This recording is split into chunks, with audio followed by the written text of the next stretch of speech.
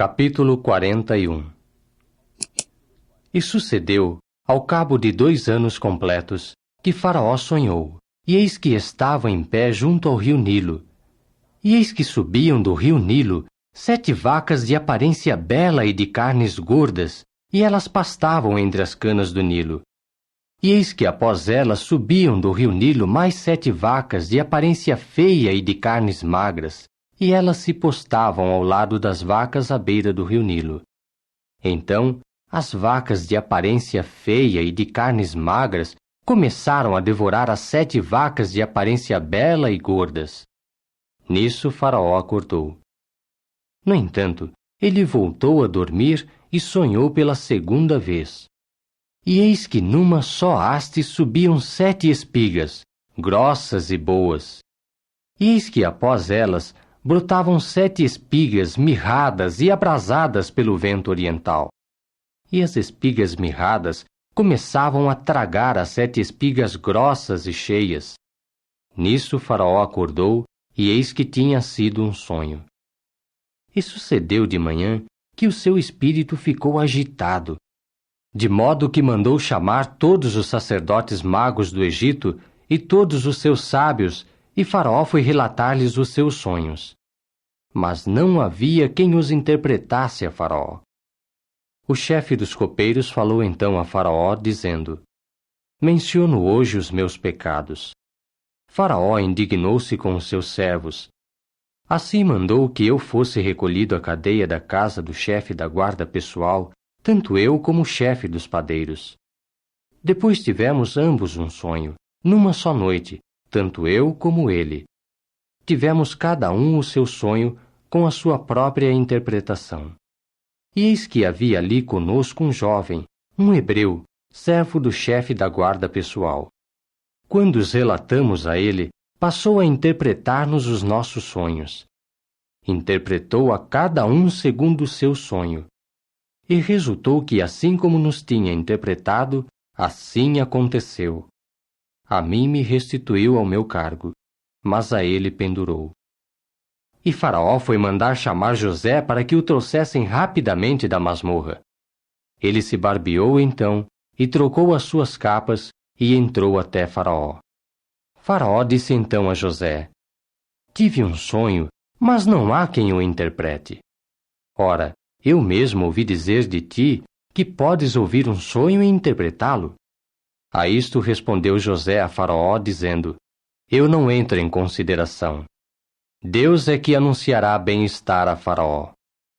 E Faraó prosseguiu falando a José: No meu sonho, eis que eu estava em pé à beira do rio Nilo.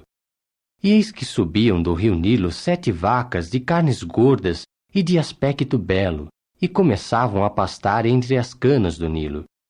E eis que após elas subiam outras 7 vacas minguadas e de aspecto muito ruim, e de carnes magras.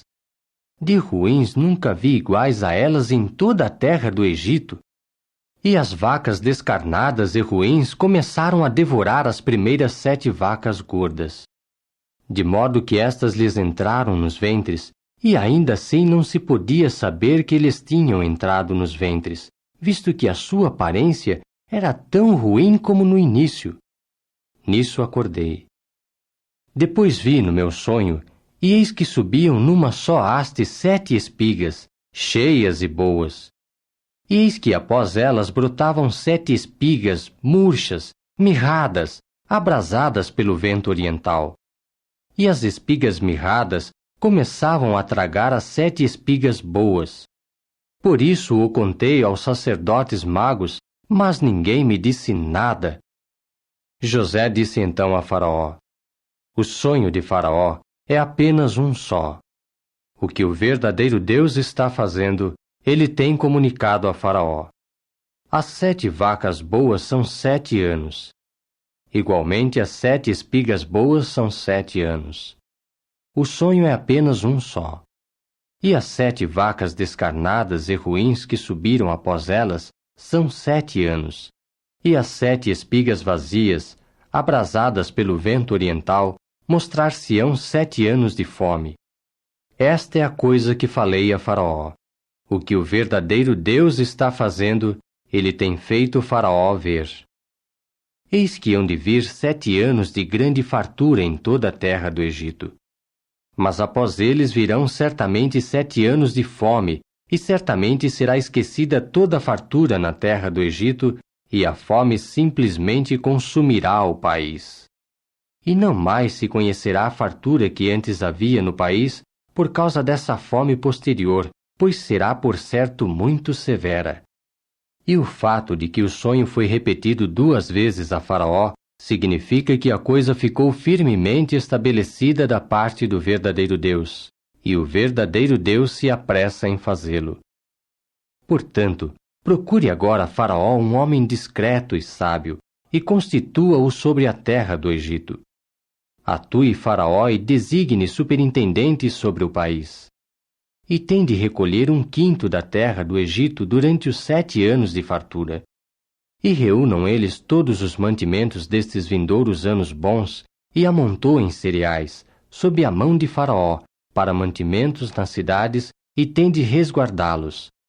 E os mantimentos têm de servir de suprimento para o país durante os 7 anos de fome que haverá na terra do Egito, para que o país não seja decepado pela fome. Ora, a coisa mostrou-se boa aos olhos de Faraó e de todos os seus servos. Faraó disse, pois, aos seus servos: Pode-se achar outro homem semelhante a este, em quem há o Espírito de Deus? Faraó disse depois a José: Visto que Deus te fez saber tudo isso, não há ninguém tão discreto e sábio como tu. Tu estarás pessoalmente sobre a minha casa, e todo o meu povo te obedecerá implicitamente. Somente com respeito ao trono serei maior do que tu. E Faraó acrescentou a José: Vê, eu deveras te constituo sobre toda a terra do Egito. Com isso, Faraó tirou da sua própria mão o seu anel de sinete e o pôs na mão de José, e vestiu-o de roupas de linho fino e colocou-lhe um colar de ouro em volta do pescoço. Além disso, fê-lo andar no segundo carro de honra que tinha, para que clamassem adiante dele: Avreque! Constituindo-o assim sobre toda a terra do Egito. E Faraó disse mais a José: Eu sou Faraó, mas sem a tua autorização nenhum homem poderá erguer sua mão ou seu pé em toda a terra do Egito. Depois, Faraó chamou José pelo nome de Zafenate Paneia, e deu-lhe por esposa Azenate, filha de Potífera, sacerdote de On. E José começou a percorrer a terra do Egito. E José tinha 30 anos de idade quando compareceu perante Faraó, rei do Egito. José saiu então de diante de Faraó e passou por toda a terra do Egito. E durante os 7 anos de fartura, a terra produzia de mãos cheias. E ele reunia todos os mantimentos dos 7 anos que vieram sobre a terra do Egito e punha os mantimentos nas cidades. Os mantimentos do campo que havia ao redor de uma cidade, ele pôs no meio dela.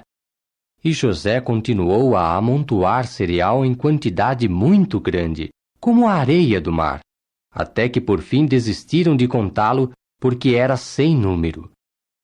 E antes de chegar o ano da fome, nasceram a José 2 filhos, que lhe foram dados à luz por Azenate, filha de Potífera, sacerdote de On. Assim, José chamou o primogênito pelo nome de Manassés, porque, segundo ele, Deus me fez esquecer toda a minha desgraça e toda a casa de meu pai. E o segundo ele chamou pelo nome de Efraim, porque, segundo ele, Deus me fez fecundo na terra da minha miséria. E gradualmente se acabaram os 7 anos de fartura que havia na terra do Egito. E, por sua vez, principiaram a vir os 7 anos de fome, assim como José dissera. E veio a haver fome em todas as terras, mas em toda a terra do Egito havia pão. Por fim, toda a terra do Egito veio a sentir a fome, e o povo começou a clamar a Faraó por pão. Faraó disse então a todos os egípcios: Ide a José, o que ele vos disser, isso haveis de fazer. E havia fome sobre toda a superfície da terra. José começou então a abrir todos os armazéns de cereais que havia entre eles e a vender aos egípcios, visto que a fome se apoderara da terra do Egito. Além disso, vinham ao Egito pessoas de toda a terra para comprar de José, porque a fome se apoderara de toda a terra.